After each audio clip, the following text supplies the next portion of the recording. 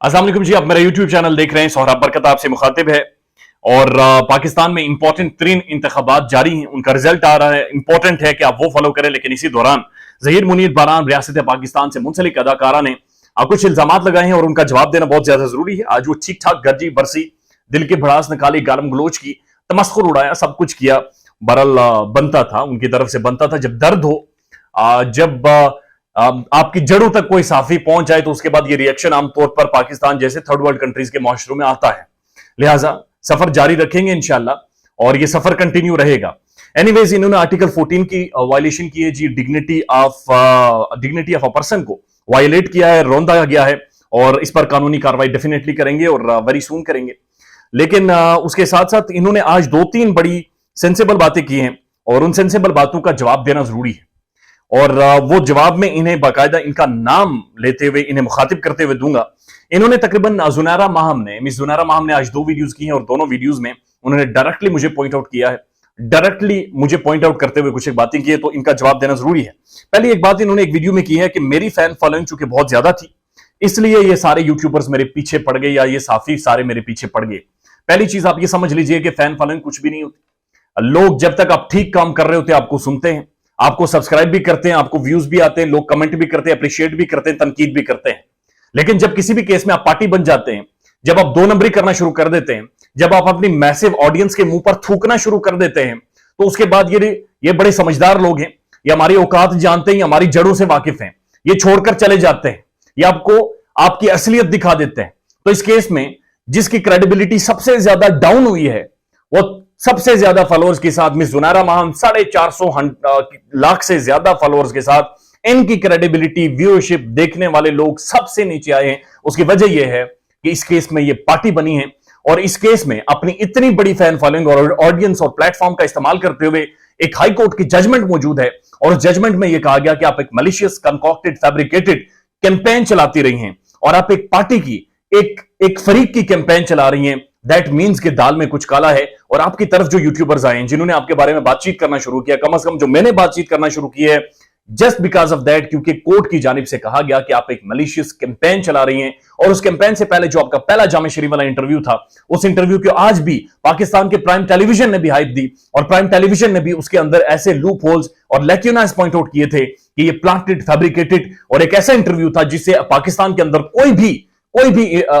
उसने उस इंटरव्यू पर यकीन नहीं किया, उसकी किसी भी स्टेटमेंट पर यकीन नहीं किया। और उसके बाद जाकर यूट्यूबर्स ने या तमाम तर साथियों ने इस केस को उठाया और आप एक एक करके एक्सपोज होती गई हैं। तो फैन फॉलोइंग की वजह से आपकी तरफ कोई नहीं आया, आपकी तरफ लोग इसलिए आए क्योंकि आप एक कैंपेन चला रही थी, एक मलिशियस कैंपेन चला रही थी।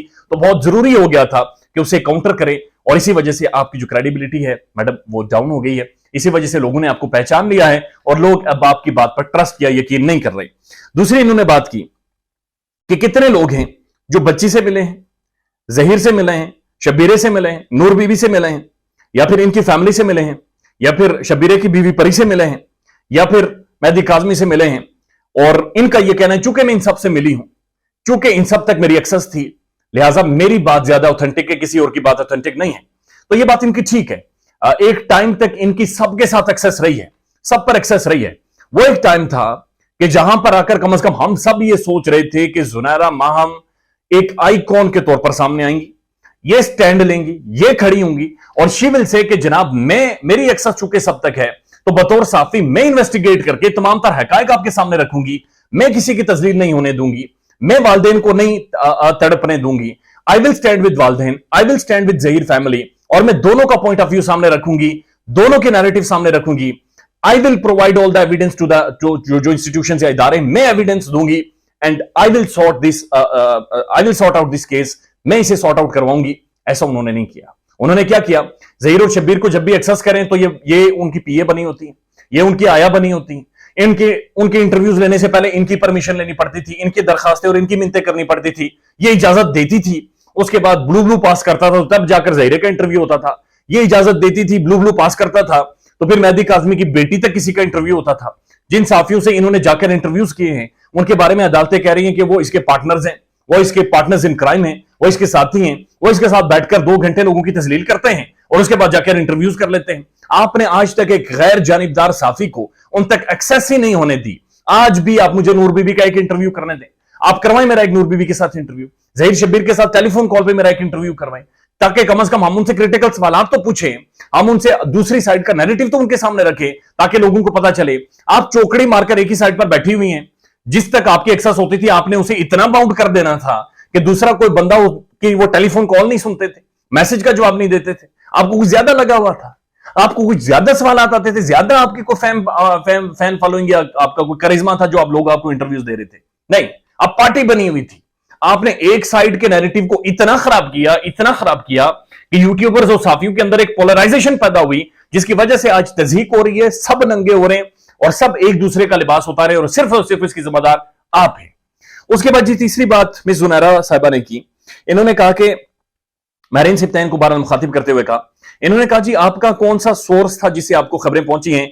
मेरा सोर्स वहां पर मौजूद था और मेरे सोर्स से पता चला है कि जो मेहदी काज़मी की बेटी है वो उससे मिलने नहीं चाह रही थी। अब हमारा जो सोर्स था उस दिन शेल्टर होम में जिस दिन 5 घंटे की मुलाकात हुई है, हमारा सोर्स मेहदी अली काज़मी है, मेहदी अली काज़मी की बीवी है, इनकी जाहिर बहन छोटी उसकी बेटियां हैं, उनकी मुलाकात हुई है, मुलाकात करके वो बाहर आए हैं, उनके फैमिली के सोर्स हैं, उनके मुख्तलिफ व्हाट्सएप ग्रुप्स हैं, उसके साथ साथ उनके दोस्त हैं मेहदी अली काज़मी से जो उनसे आकर मिले हैं। तो हमारा जो सोर्स है वो दिस वे दैट वे उनके किसी दोस्त से होता हुआ, भाई से होता हुआ, फलां ढिमकान से होता हुआ कोई ना कोई खबर हम तक पहुंचती।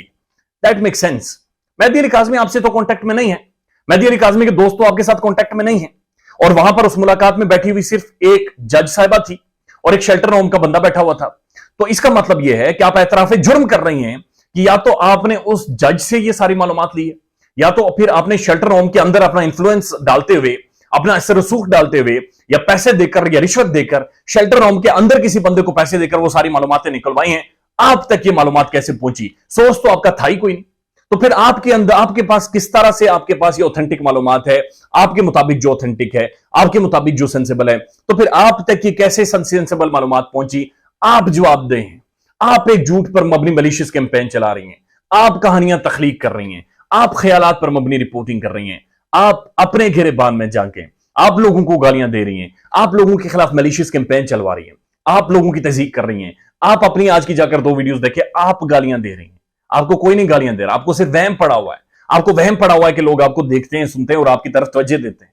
मैं ऑनेस्टली आपको बता रहा हूं, अब जो भी बंदा आपसे जुड़ना चाहता है उसे पहले डाउट होता है कि मेरी क्रेडिबिलिटी नीचे आ जाएगी, क्योंकि आपने गालियां दे देकर, तमस्खुर उड़ाकर, तज़हीक करके आपने सोचा कि ये लोग पागल हैं, ये बेवकूफ हैं, ये कुछ भी बोलूंगी सुनते रहेंगे। लोगों ने आपको रिजेक्ट कर दिया है, आपको रद्द कर दिया गया है, आप फ्लॉप हो गई हैं, आप फेल हो गई हैं।